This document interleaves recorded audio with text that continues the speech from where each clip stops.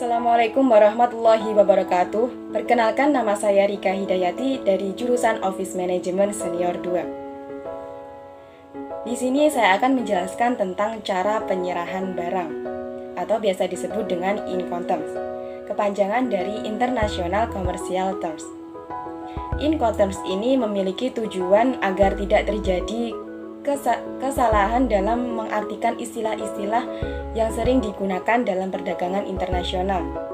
Incoterms ini mengatur 3 hal, yaitu biaya yang harus ditanggung oleh masing-masing pihak, risiko apabila terjadi kerugian, dan tanggung jawab dalam mengurusi data-data untuk keperluan pengiriman barang.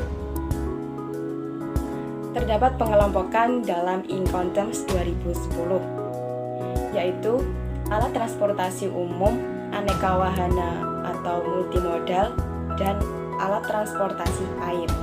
Alat transportasi umum, aneka wahana atau multimodal. Terdapat beberapa macam di dalamnya.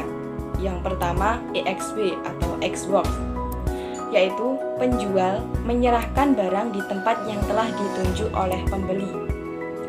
Kemudian, pembeli menanggung biaya dan risiko termasuk izin ekspor.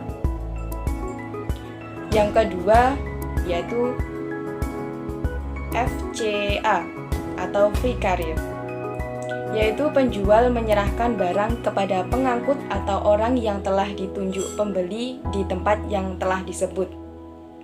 Barang sudah dapat izin ekspor, namun ada beberapa ketentuan, yaitu jika penjual menyerahkan barang di tempatnya maupun di tempat lain, maka penjual hanya bertanggung jawab dalam proses pemuatan atau loading. Selain itu, jika pembeli menunjuk orang lain selain pengangkut untuk menerima barang, maka penjual dianggap telah memenuhi kewajiban menyerahkan barang bila barang telah diserahkan kepada orang itu. Yang ketiga yaitu CPT atau Carriage Paid To, yaitu penjual wajib mengurus izin ekspor serta bertanggung jawab menyerahkan barang kepada perusahaan pengangkut yang ditunjuknya sendiri, sehingga pembeli bertanggung jawab atas segala biaya yang diperlukan untuk mengangkut barang sampai ke tempat tujuan yang telah ditentukan. Yang keempat, CIP atau Carriage and Insurance Paid To, yaitu penjual menyerahkan barang kepada perusahaan pengangkut yang ditunjuknya sendiri, sehingga pembeli bertanggung jawab atas segala biaya yang diperlukan untuk mengangkut barang sampai ke tempat tujuan, dan asuransi terhadap resiko pengiriman barang tersebut. Penjual wajib menutupi asuransi terhadap resiko dan kerusakan barang selama dalam perjalanan. Yang kelima, DAT atau Deliver at Terminal, yaitu penjual menyerahkan barang setelah dibongkar dari sarana transportasi yang tiba, kemudian ditempatkan di terminal atau pelabuhan tujuan.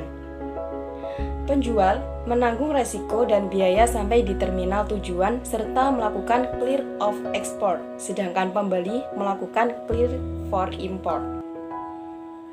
Yang keenam, DAP atau Deliver at Place, yaitu penjual mengantarkan barang ke tempat tujuan dengan kondisi barang masih di atas alat angkut. Pembeli bertanggung jawab atas pembongkaran barang tersebut serta resiko dan biaya yang dibutuhkan. Yang ketujuh, DDP atau Deliver Duty Paid, yaitu penjual menyerahkan barang hingga ke tempat tujuan yang merupakan kewenangan pembeli.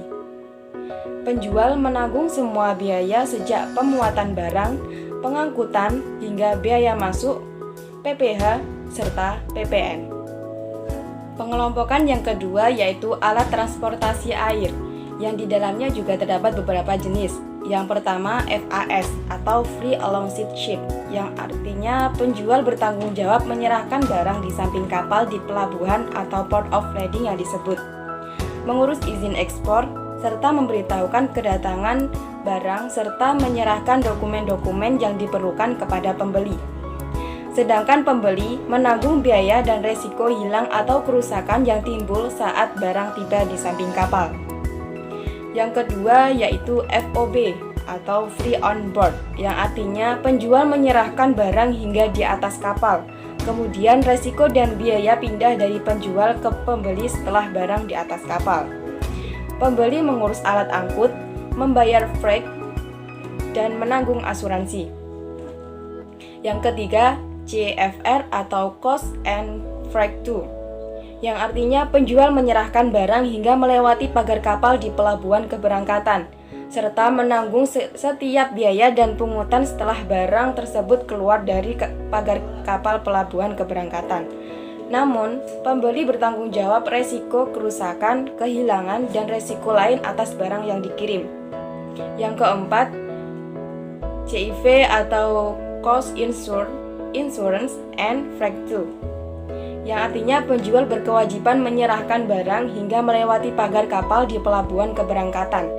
Penjual wajib menutupi atau menanggung asuransi dengan membayar premi dengan syarat minimum, serta resiko kerusakan atau kehilangan dan resiko lain dikirim kepada pihak ketiga, yaitu perusahaan asuransi.